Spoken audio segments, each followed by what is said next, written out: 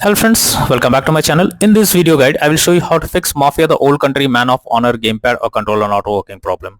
So the very first method is to restart your PC. For that, click on the Windows icon, click on power, select restart. This will restart your PC. Once your PC restarts, now launch the game and check if controller is working or not. If not, next method is to update your controller drivers. For that, you have to first connect your PC and controller. After that, go to the search option. Here you have to search for device manager.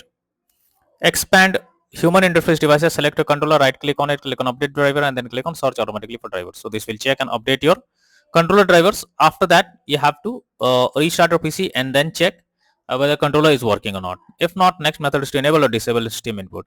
For that, go to Steam. Under library section, select your game, right click on it, click on properties, click on controller. Here you have to select enable Steam input and then check if controller is working. If this doesn't work, come back again. This time select disable Steam input and then check if it's working. If this also doesn't work, come back again, select default settings and move to the next method.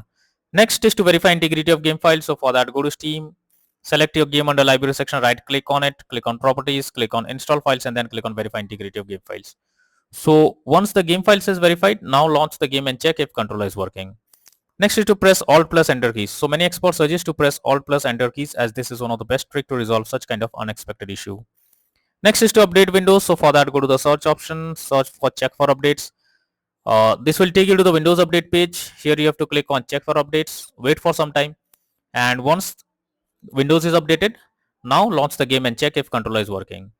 Some other troubleshooting tips to follow: clear cache on Steam. So for that, go to Steam, click on Steam option, click on settings, click on downloads, go below, click on clear cache, confirm it, log into Steam again, and after that, launch the game and check if controller is working. If you are using wired plug for a controller, then unplug it and replug it.